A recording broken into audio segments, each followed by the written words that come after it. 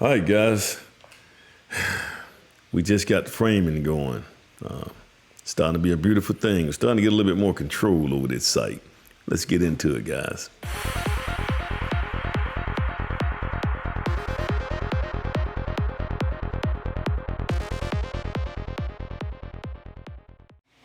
All right, guys, I'm going to go to this screen right here. Let me just see right here. Let's kind of walk through this thing right here, guys. And I may have to, I may have to turn the sound off on this right here. Let me just see. Let me grab it right quick. So we got this job, man. I'm doing this spec job, and I think this right here is it right here. And guys, I think I'm going up here. Right. Something. Let me just turn this off. It's gonna be echoey. There we go. Let me just get on top of the hill. It takes a day to get on top of that hill, guys. So this right here, what you're looking at is that's the engineered package.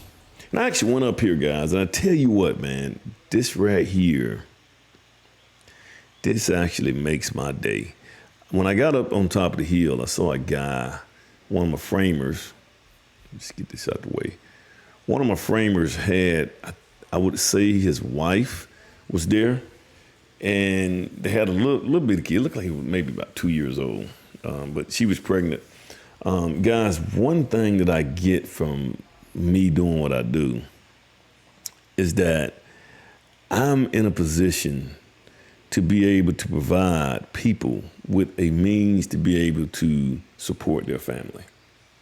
I'm in an industry where I could actually get in here and help these guys keep things, keep their family going, keep income coming in their family.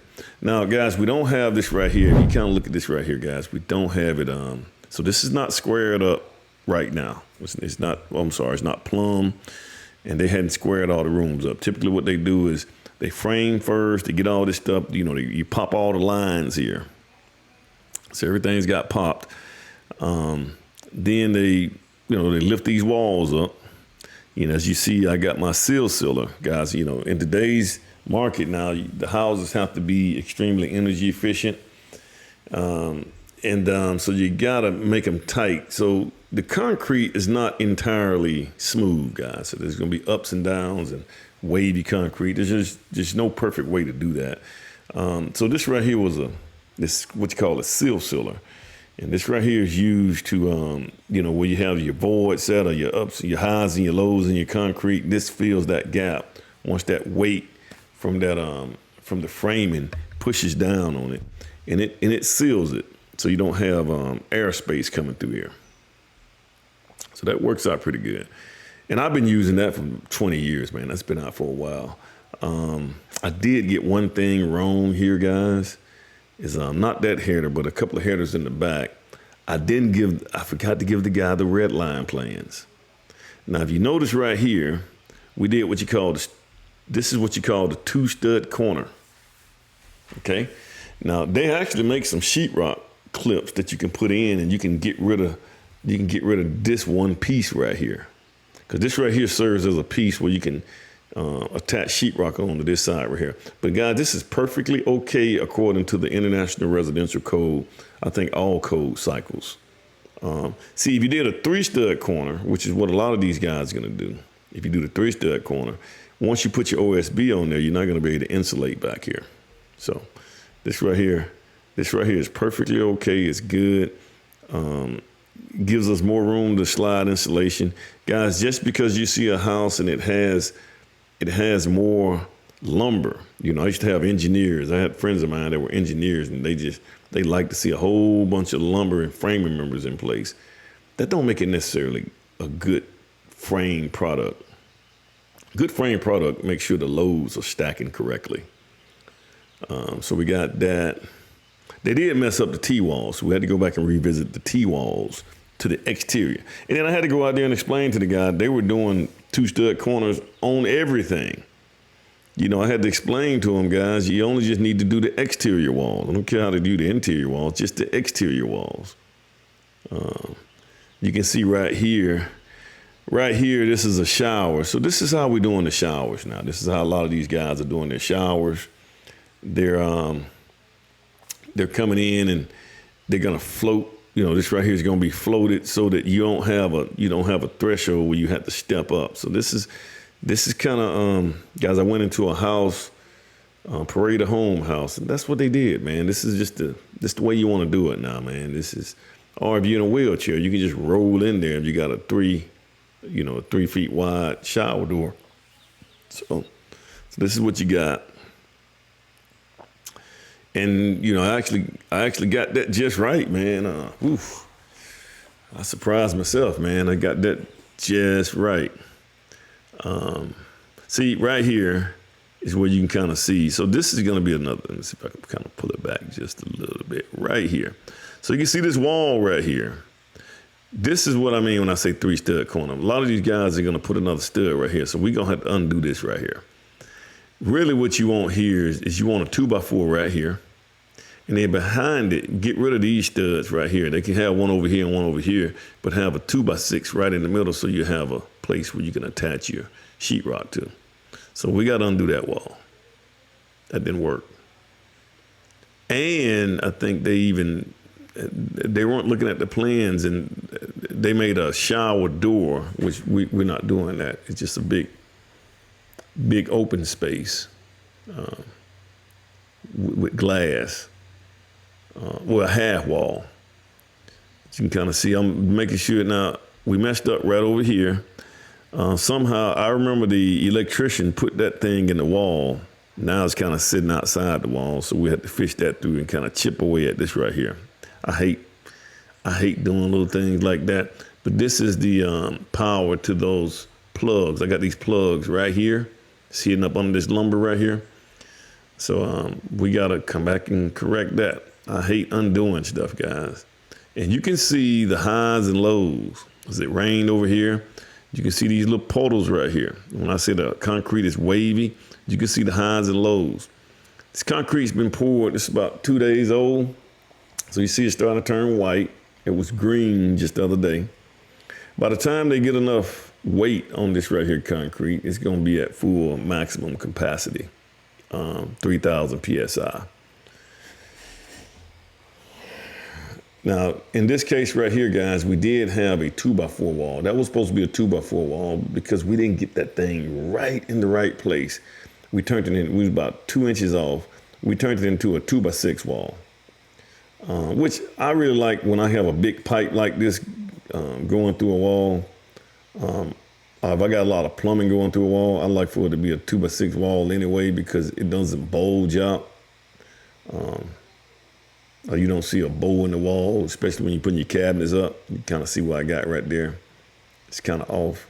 And that's not a 3-inch pipe. It's actually like maybe a 2.5-inch pipe. But that's the 3-inch pipe. And this right here is the water. This right here, guy, is grabbing all the water from the upstairs. So when the plumbers come in, they're gonna pull all this right here in, pull all the stuff from the upstairs on that wall. As you can kind of see, guys, we use fiber in this concrete here. You can kind of see the fiber for the most part. This is my lumber package, guys. This is a big lumber package. We got a lot of engineered lumber. This house right here, you're looking at about 3,000 square feet. The engineered package is about $11,000 to $12,000 on a good engineered package. As you kind of see how it look, guys. And guys, you can never take enough pictures here. And this is the garage area. So we floated this right here so that the water's running to the garage door. We're just going to do one garage opening. It's going to be a 2-car garage, but it's going to be one garage bay because we got a real sharp turn in.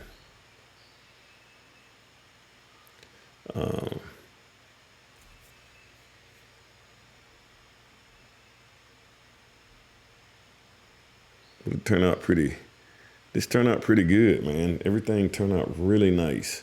So this, it worked out really nice. Let's look at this right here. I got 1 or 2 more. these are things that you want to see. Like this is what the house is going to look like, guys. These are available lots that we have. Everything sold pretty. We got about five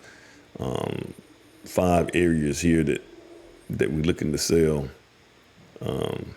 That I would build a suit in this neighborhood. So, but I usually just like to try to put a picture here because a lot of people don't have the vision in some cases. Let me see. This is right here. So we're moving along with the framing. Let me just see if I got any more framing going on here. Here we go right here. That's one. Here we go right here. So we're moving right along with this framing here, guys. Things are starting to come together. I mean, it's starting to, once again, we hadn't, I'm going to show you where the guys are actually bracing the walls up and plumbing them. So, like right here, I think we had something wrong. This shower, this right here should have been the shower doesn't go all the way up. This is why you want to catch things on the front end. You want to try to, guys, you got to be available on your job sites, man. You are a superintendent. Somebody got to be available to understand the vision of this particular site, guys, because, you want to catch problems and guys, you can't, I'm not going to blame the framers. They were looking at the plans wrong. And sometimes you don't understand something these plan designers are putting on there. And so he just thought this was a whole wall, just an opening for a shower, but it wasn't. This was a half wall. So you have glass up here, which you can see everything on the inside. So he didn't do that. So we don't need that header there. And this is kind of what you want, guys. You don't want to have, there's a house down the street that's being built. A friend of mine is building that house. Man, he probably had about 15 guys framing that house. He had 15 guys out there framing.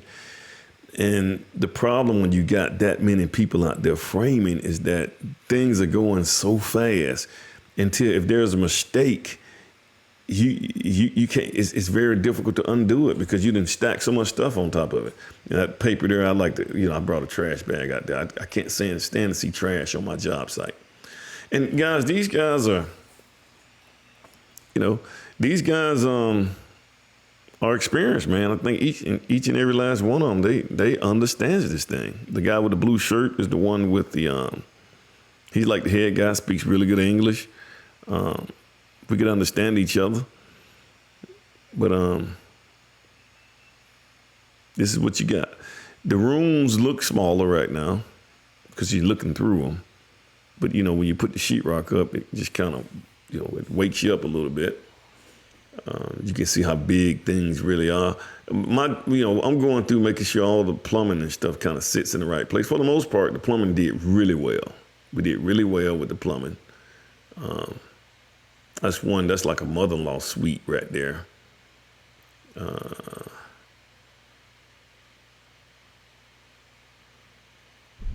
That. So we got,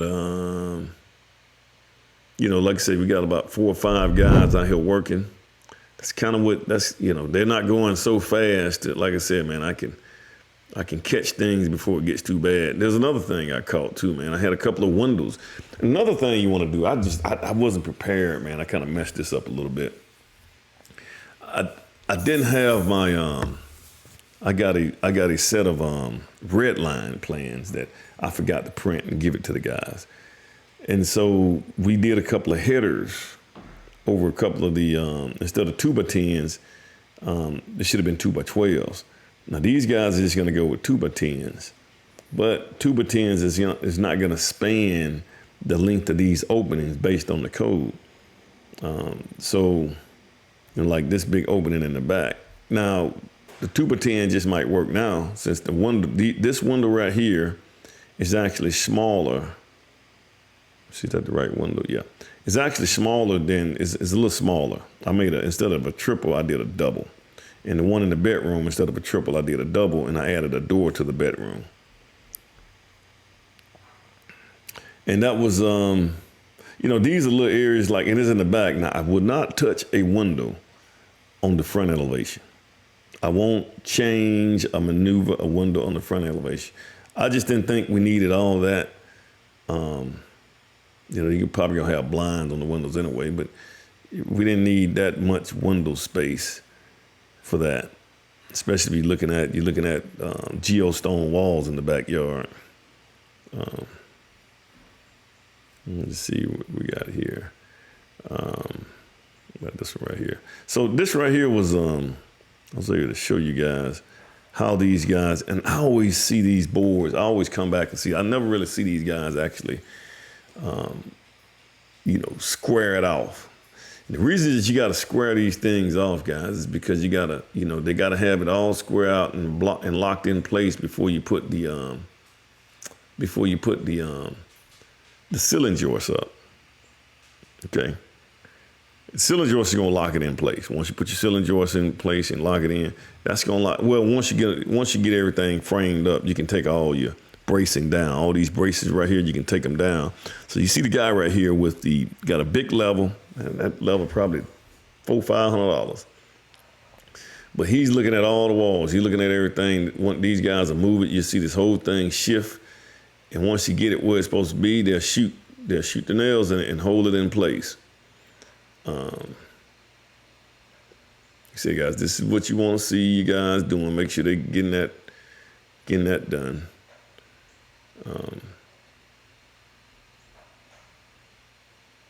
But typically, guys, I always come in and I just see all these bracing in place. But bracing is critical. Don't think that it's not, guys. It's critical. You got to get that right. He's going to get that level, man, and go to the next room where they're going to shift that in place.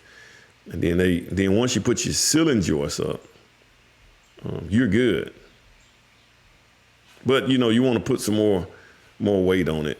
I would put more weight on it to hold it in place if it were me. Let's look at this right here, guys. This is another house that I did. I just finished this one right here. So we just kind of, and this is a small house, man. People say, well, you don't do no small houses. Well, yes, I do. I do anything. This right here turned out pretty nice. This house is around 1,600 square feet, and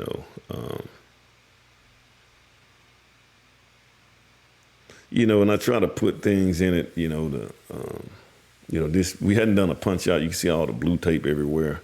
So we're doing the punch out here. I'm punching it out. So I had all three of us kind of went in there and kind of did our little, we did our little punch out. Here you got an open neutral. And you guys, you get those little testers. You need to test every plug in that house to make sure it's grounded properly. That's something the electrician got to come back and knock out the way. And I like to have all this stuff, be honest with you, man.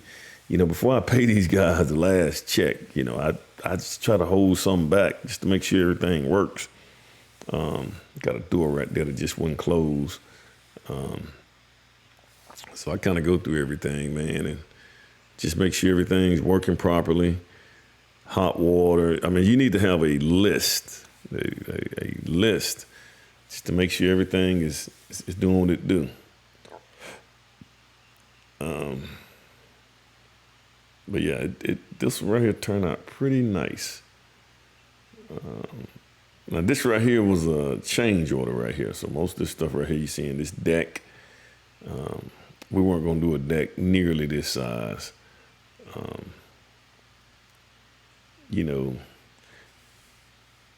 And guys, it looked totally different when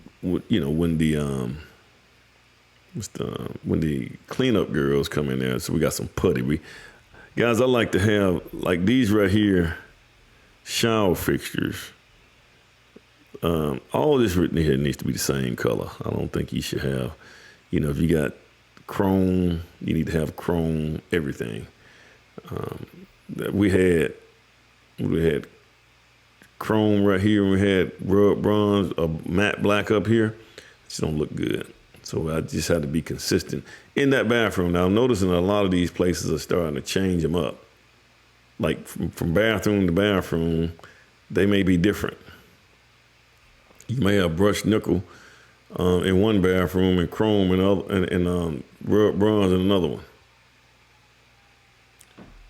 So, yeah, I just try to go through here and just try to check everything out. Let me just see what else I got here.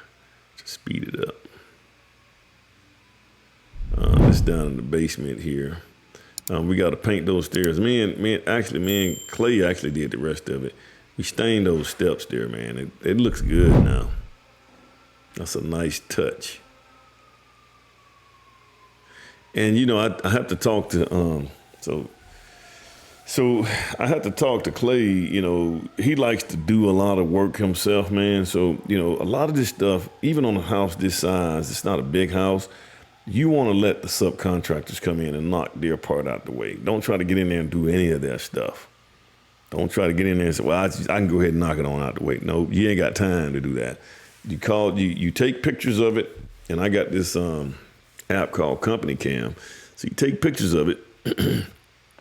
Then once you get your pictures of it, you send it to the subs, and you can put little arrows and stuff like that and tell the subs certain things, and you send it all to the subs that needs to see it, and then you let them fix all that stuff. And then that way you delegating and you making better use of your time instead of doing it like, you know, you trying to get out there and do it. And if you get out here and try to do this stuff, man, you're going to overwhelm yourself and you're going to be really messed up. And that will burn you out. Make sure the casement window works. But one thing that will burn you out as a builder, and that almost got me until I talked to Mike, one of my builder friends. He said, hey, man, make a list and call everybody up and tell them to come back and fix their stuff. I didn't even know you did that stuff back then, man. You know, I didn't even know you call your subs back to come out. I thought if you pay them, they gone.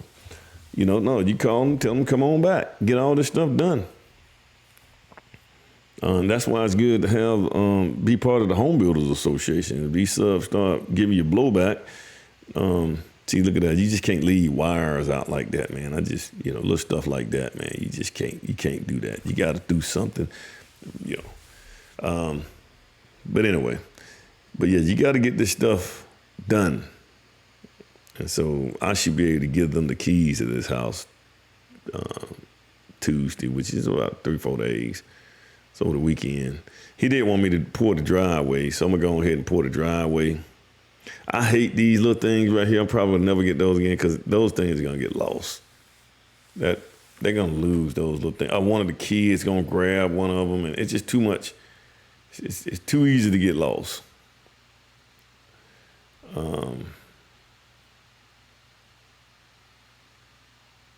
Yeah, but this one right here worked out pretty good. It took me longer than normal to build this house only because there was some zoning issues that we had to get squared away on the front end. It took about 2 or 3 months. That was the bulk of my time. I would have had this thing done in about 4 months. But you know, things like that do happen, guys. Let me see. So, guys, I'm trying to pull this back here. Yeah, guys. So, you know, but yeah, framing, man. Framing is one of the things. I think most builders I know, they come from a world of framing. Framing is the key. That's the key, guys. All right, guys. Like, share, subscribe. Let me know your thoughts. And you guys have a good one. Let's see.